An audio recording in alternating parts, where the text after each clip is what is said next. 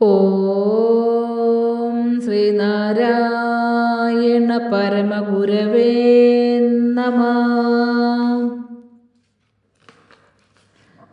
ശ്രീനാരായണ ഗുരുദേവ തൃപ്പാദങ്ങളിൽ എൻ്റെ സാഷ്ടാംഗ പ്രണാമം. ശ്രീ മങ്ങാട് ബാലേന്ദ്രൻ സാറിൻ്റെ ഗുരുദേവ കഥാസാഗരം ഭാഗം 198 ഈ കെട്ടിടത്തിന് മൂക്കില്ലല്ലോ. ഭാഗം 198 ഈ കെട്ടിടത്തിന് മൂക്കില്ലല്ലോ ഇവിടെ ആരംഭിക്കുന്നു. ശിവഗിരിയിലെ ഇംഗ്ലീഷ് സ്കൂൾ ഗുരുദേവൻ്റെ വലിയൊരു സ്വപ്നമായിരുന്നു. ആ സ്കൂളിന് വേണ്ടി കെട്ടിടം പണിയുന്നതിനുള്ള പണം പിരിക്കുന്നതിന് ഗുരുദേവൻ ധാരാളം യാത്രകൾ ചെയ്തിരുന്നു. സ്കൂളിൻ്റെ ഓരോ പണിയിലും വരുന്ന കുറവുകൾ അപ്പോൾ ചൂണ്ടിക്കാണിക്കുന്നതിൽ വലിയ ശ്രദ്ധ ഗുരുദേവൻ പുലർത്തിയിരുന്നു.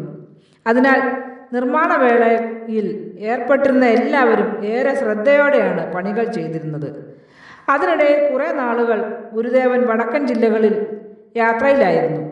ആ അവസരത്തിലാണ് സ്കൂളിൻ്റെ പൂമുഖത്തിൻ്റെ പണി നടന്നിരുന്നത്. ആ സമയത്ത് പ്ലാനിൽ കാണിച്ചിരുന്ന വിധം പൂമുഖം നിർമ്മിക്കുന്നതിന് വേണ്ട പണം ശിവഗിരിയിൽ ഉണ്ടായിരുന്നില്ല. അതിനാൽ അപ്പോഴുള്ള പണത്തിൻ്റെ കണക്കനുസരിച്ച് തട്ടുപോലൊരു പൂമുഖം ബോധാനന്ദ സ്വാമികളുടെ മേൽനോട്ടത്തിൽ പണിയുകയാണ് ചെയ്തിരുന്നത്. അതിൻ്റെ ഒരാഴ്ച കഴിഞ്ഞപ്പോൾ ഗുരുദേവൻ ശിവഗിരിയിൽ മടങ്ങിയെത്തി. അന്ന് തന്നെ സ്കൂളിൻ്റെ പണി കാണുവാനായി പോയി.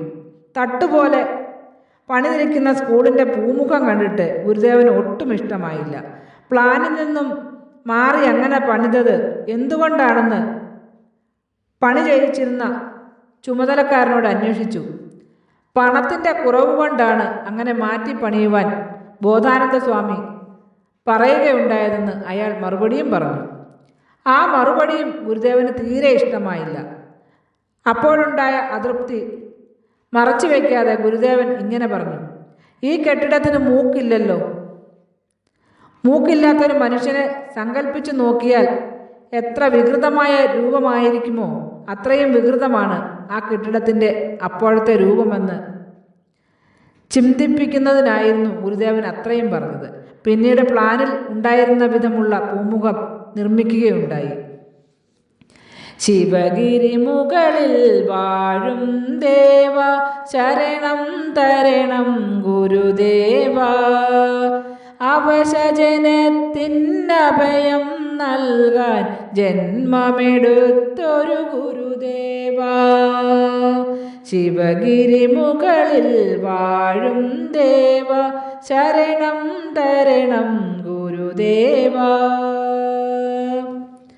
ശ്രീ മങ്ങാട് ബാലേന്ദ്രൻ സാറിൻ്റെ ഗുരുദേവ കഥാസാഗരം ഭാഗം 198 ഈ കെട്ടിടത്തിന് മൂക്കില്ലല്ലോ ഇവിടെ അവസാനിച്ചിരിക്കുന്നു.